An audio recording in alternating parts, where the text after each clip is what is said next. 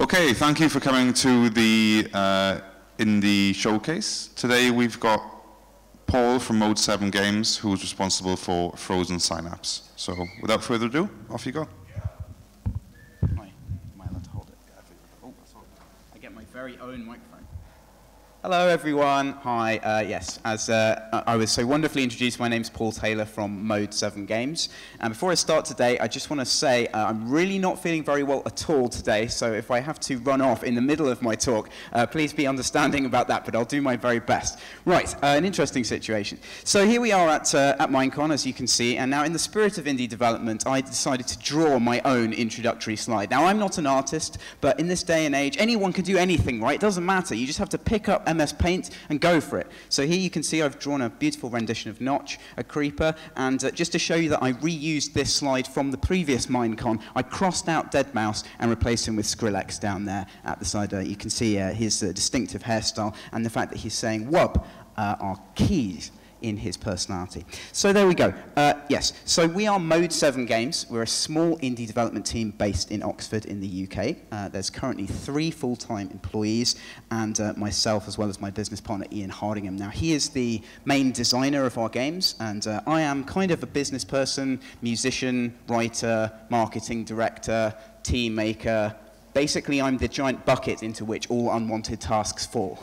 I'm there at the bottom collecting everything, trying to make sure that stuff works. And you'll see a lot of lone indie developers these days, guys who are kind of starting off on their own. And that's fantastic and extremely admirable. Like Mike there, you know, he was one waving his arms in a sort of worryingly flailing manner at the back. That's what can happen. If you have another person there to help you, you can stop yourself from descending to the level of Mike Bithell. So the first game that we did was a sword fighting game. It was called Determinants, which is a terrible name. And it's quite fitting because it was quite a bad game as well. The premise of Determinants was that you had a fully analog sword. So you could move your mouse around. This is a mouse. I don't know if you've used one. They're rather cumbersome. You wave it around and your sword would directly correspond to the movements of your mouse.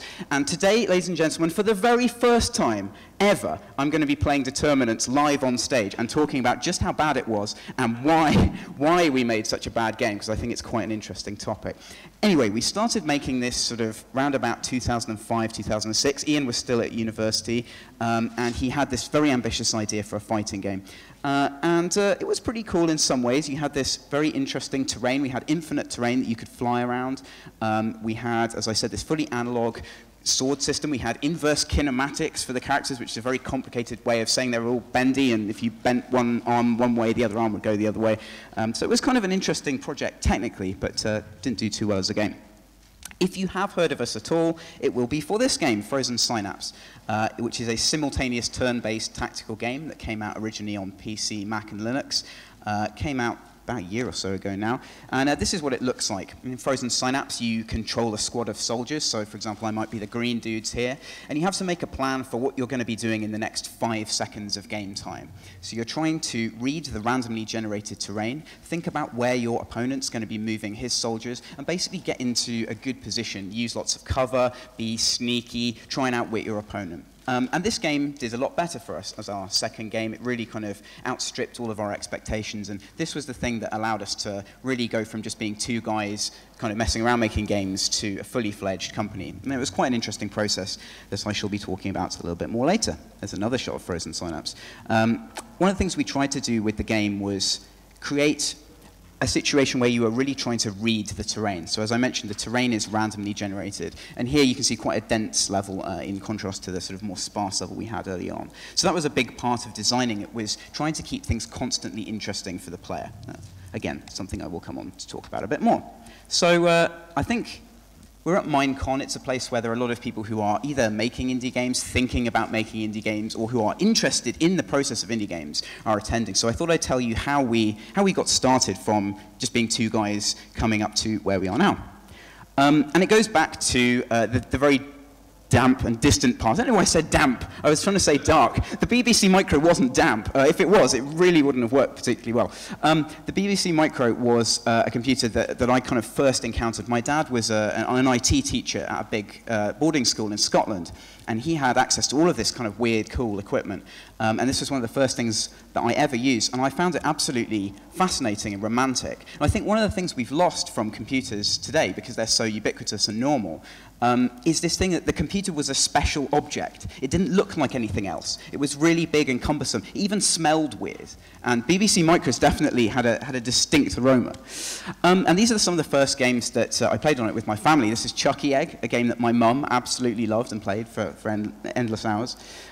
This is a game called Thunderstruck, which I'm fairly sure almost nobody here will have heard of. It was basically kind of the forerunner of the action RPG. It was a completely messed up game design that involved platforming, irritating puzzle solving, and it was just very, very strange. Exploration as well. And it was quite scary. It had this really, you were a spaceman in a castle, obviously, and you were kind of wandering around trying to find different bits of puzzle, and you never quite knew what was going to be in the next room. So as a small child, I found that completely terrifying, as I did with most things. This is another game which I'm pretty sure no one will have played, and I had to get some help on Twitter to actually track this one down. It's called Contraption, and you play this small, slightly overweight mustachioed man whose job it is to collect apples and then throw them into a huge trumpet and then jump up and down vigorously on the keys. I don't know quite what was going on during the time when all of these games were developed, but there's definitely kind of, people put it down very lazily to the surreal British sense of humor. I think it's kind of a lot more disturbing than that. I think maybe at the root of all people making games, they just want to make a great big trumpet and jump on it. So these were the kinds of things I was experiencing as a kid. This is a difference engine. I didn't experience this as a kid. But this is here to represent computers in general. All I knew at that point was that I wanted to do something with computers, because computers were this, as I said, sort of romantic thing, this very, very distinctive and unusual thing that I just thought were immensely cool. But what I really got into around that time initially was music. And it was awesome hearing Daniel talk yesterday about his musical processes for Minecraft. And music for games was always the thing that really, really excited me. So as a sort of, 14-year-old, 15-year-old, I kind of ditched games altogether and spent a lot of time learning how to make electronic music, which is something that sort of stood me in good stead for later life. But I'd always seen games and music as being part of the same aesthetic. Not necessarily game soundtracks, but just kind of, they were cool things that came out of technology, and they had this romanticism to them. So that's me being a musician. And I originally thought that I did want to be a musician full-time and spend all of my time waving my hand in the air and playing drum solos on a Nintendo DS. But in fact, what I found was that my friend Ian, who has gone home now, was a very talented games designer, and he was the person who really motivated me to go into games. I was doing all this music stuff, he was doing games design and sort of learning programming, so we decided that we would probably do better in life if we combined forces, mostly because our personalities are very different, and as I was saying at the start, it's great to have someone else to bounce off. Now, I was friends with Ian primarily because he was an awesome person, but secondarily because he had a LAN in his house. This was the coolest thing that could possibly happen at that age, because multiplayer gaming hadn't really kicked off yet, so we didn't have fast internet. So the best way to play multiplayer was on a LAN, and he didn't have this LAN in his house, by the way. That would have been slightly implausible. He wasn't quite that rich. But yeah, so we used to play various multiplayer games like StarCraft. We played a lot of Shadow Warrior, which was a kind of obscure Duke Nukem engine game, and we played Quake. The first time I met Ian, I killed him with an axe. That kind of really formed the basis of our relationship ever since. And Quake was particularly formative. So not only were we kind of interested in games and sort of thinking about joining forces, a lot of cool things were happening in games around that time, and that kind of fueled our desire to do stuff. Ian's first major programming project was for this game, which is called Tribes 2, which you can't see at all from the screenshot. But he developed basically a sports camera for watching competitive matches of Tribes 2. It was an AI camera that would find interesting bits of action and fly around and follow the characters.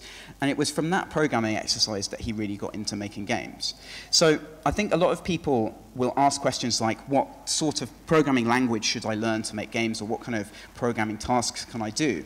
And finding a game that you love and finding a really interesting feature to mod into that game can be an absolutely fantastic way of getting started, especially with something like Tribes, which had a fantastic game engine, the Talk engine. just seeing a small idea realized first can really give you a huge, amazingly brilliant grounding in programming, because you don't have all of the complexity of making a fun game and designing loads of different features. So it's perhaps a different idea for how you might want to get into programming. So that's what Ian was doing. And as we started making indie games, we realized that other people were doing it too. And again, so 2004, 2005, indie games were quite a niche thing still. They weren't really getting the kind of mainstream press coverage they do now. If an indie game got covered on Joystick, it was a big deal. And I remember seeing this game, which is called Armadillo Run. It's a really good physics puzzle game. And it's almost been completely forgotten about now, because it was in that first wave of interesting indie games. And I saw this game and I just thought, this is so cool that one guy made this game. It's a really, really great game. And it was starting to kind of break through and get attention. And I thought, well, if this game can do it, and it looks like this, if we make something that looks better, we might get attention as well. Again, other indie games, this is Toribash, which came out pretty much the same time we were making Determinants. And this is the game that we saw and went, oh, crap. Because this was a really great indie fighting game. It's a turn-based game, so you decide where you move your limbs, and you can do all these ridiculous things like pluck people's heads off and then kick them against their body so their arms then fall off, and then sort of knee them in the arms when they're on the ground. It's a very, very strange game. But again, small indie team, really high concept, and it worked really well. So it was pretty inspiring for us to see that do well. And then finally, here's Darwinia. I'm sure a lot of you will have heard the Introversion guys talking yesterday and seen their fantastic new game, Prison Architect. But Introversion were a big influence on us because, again, they had done it. They'd been successful with smaller indie games, and they'd shown with Darwinia that you could do something really graphically ambitious as an indie game, really super high concept, and make that successful as well. So this kind of sums up, this is a little collage of the time we spent making Determinants.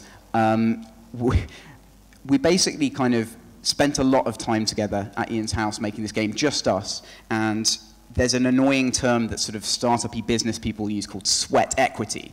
And sweat equity just means your time. So we didn't put any money into it. We didn't really have any money at that point. We just spent a long time working on everything ourselves and reading a lot of games magazines.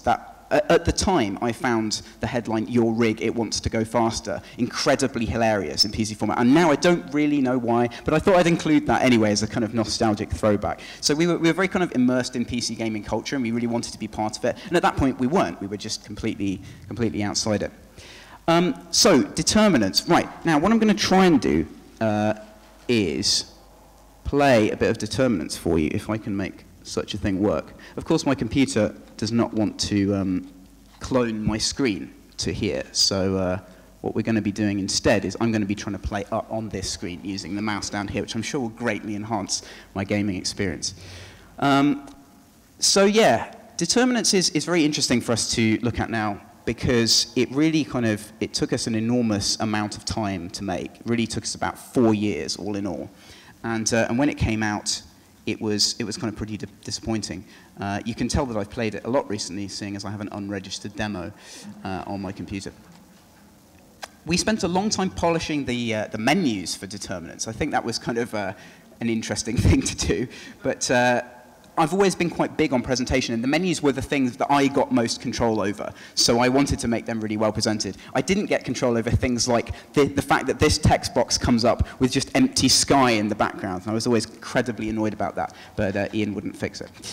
Right, so let's have a look at some Determinants gameplay. Now I can use this mic, so I'm going to switch to this mic, lean down, and use the keyboard. Oh, that actually works. Okay, good.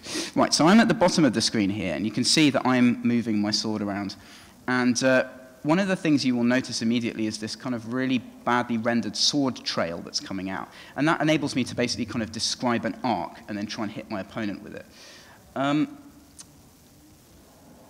And it's interesting playing this now because some of it is really fun, like moving the character around and the responsiveness of the sword are two things that we really got right. The collision was particularly hard to do and something that we got wrong. So you can see we have this sort of rather disturbing dodgems effect where the computer's just charging into me endlessly and sort of bouncing off. That really felt bad. And the game went through so many design iterations early on that when we got to this iteration, sort of i.e. the most playable and interesting one, we didn't really have time to get rid of all these little kinks. Interestingly, the major problem that people had with the game wasn't any of that stuff. It was the fact that the characters can fly. They really, really, really hated that. Every single time we posted anything about the game, it would be responded to with huge numbers of insults about flying, how flying is a disgusting activity, how people who fly are bad, naughty people. And it's those things that you just don't really know when you're making a game. So that's determinants.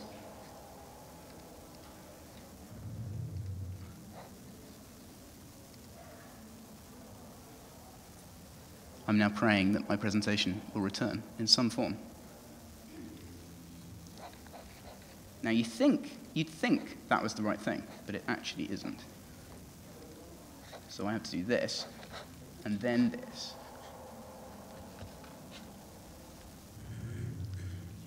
No, no, no. Oh. Yes, right. Okay.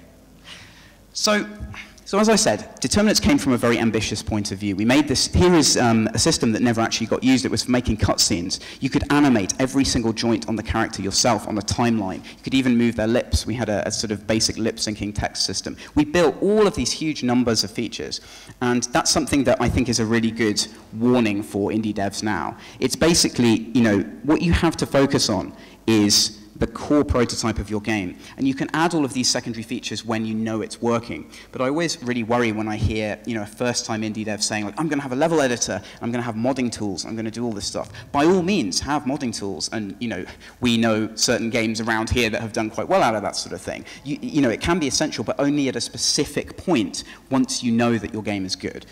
So that was kind of a really interesting and important lesson.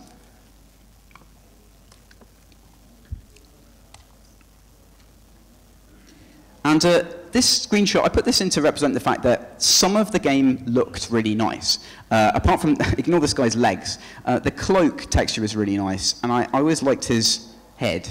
And there were these bits of art that just now got completely buried in time and forgotten about. So it's important when you look back on things not to just revile them entirely. And the most important achievement was putting the box on the back of the cap, because that represented finishing something. Having finished a game, having it in a box, even though the retail publishing of the game was an experience which I'd rather not talk about, this was a huge thing for us, because it represented the encapsulation of everything we'd done. And I showed you those pictures of Ian and I kind of messing about. It was really about solidifying that as a partnership and then trying to go on to do something, something useful. And I wanted to include this because, as I said, this is now the overwhelming public reaction. This is the first comment on YouTube, which has sort of been upvoted against somebody who is trying to defend the game. And having had a lot of praise and a lot of positive comments for Frozen Synapse subsequently, it's interesting to experience that kind of vehemence and hatred of something you've done. So I've talked a lot about failure. I've talked a lot about some of the things we did wrong with determinants. How did we go from that to making a game which got good reviews, which people bought, which people liked, which has an ongoing community, which won awards, and so on? The answer is to go back to why we wanted to start making games in the first place. Determinants kind of represented this idea of a game that we might want to exist. It wasn't really something that we particularly wanted to make or that we particularly wanted to play. It was just like a cool idea that we could work on. It had some elements in that we wanted, but it wasn't in total what we wanted. We decided to kind of go back and look at games that made us feel a certain way. And Ian and I had always talked about various sort of mid-90s era PC games. And Dungeon Keeper was one for me. And again, I've drawn this slide myself to represent my passion and affection for Dungeon Keeper. Wing Commander, this is my favorite picture I've ever drawn. This is a rendering of Wing Commander. Again, this is a deeply immersive, very, very 90s in sort of era PC game. And later on, Deus Ex, again, was the game that kind of got me back into gaming. And it was just something that really captured my imagination. And Determinants was never going to capture my imagination. So I had to be involved with something that really did that. Magic Carpet as well, which is one of the original influences on Determinants. And I've included this picture because this is a box which games used to come in. And boxes are kind of important because what we're seeing now in the games industry is a lot of things where people are trying to sell a sort of simple core of a game and then add on lots of stuff secondary to it as microtransactions or whatever. And that can work really well. But I think one of the things that you lose from that is this idea of mystique and promise. So with a boxed game where you knew you were getting this huge thing all together in one place, you would get it and then you wouldn't quite know what you could discover in there. There would be all of these surprises and you knew you wouldn't have to pay anything else to get them. There might be hidden places, there might be weird multiplayer game modes, there might be all of this stuff inside the box. And that's what we really wanted to do. We wanted to, at the time, kind of react a little bit against that and just make something that had loads of stuff in there. And a PC audience in particular liked that. So Ian had always loved this game, Laser Squad Nemesis, which was a turn-based game by the makers of XCOM. You've probably heard of XCOM now that the various reboots are happening and so on. But Laser Squad Nemesis was Ian's sort of competitive game of choice. And he played it a lot, but there were certain things about it that always really irritated him. And I remember when we started development on Frozen Synapse, Ian and I had a match of this that perfectly illustrated all of these problems. The first main problem with these games is that it takes an incredibly long amount of time to get from the start of a match to the interesting bit of a match. The interesting bit of a match is where you both have all of your armies set up, and then you have the first engagement and you try and figure out where everyone is and what's going on. That can take a really long time. I think in our match it took about 20 minutes. And that's a very old school gaming style. And with that there are a lot of advantages, like tension, like the fact that you know you've deliberately placed all your units and so on. But we kind of felt like in a modern environment, wouldn't it be cool to just drop you into the cool bit straight away and cut out all of this stuff?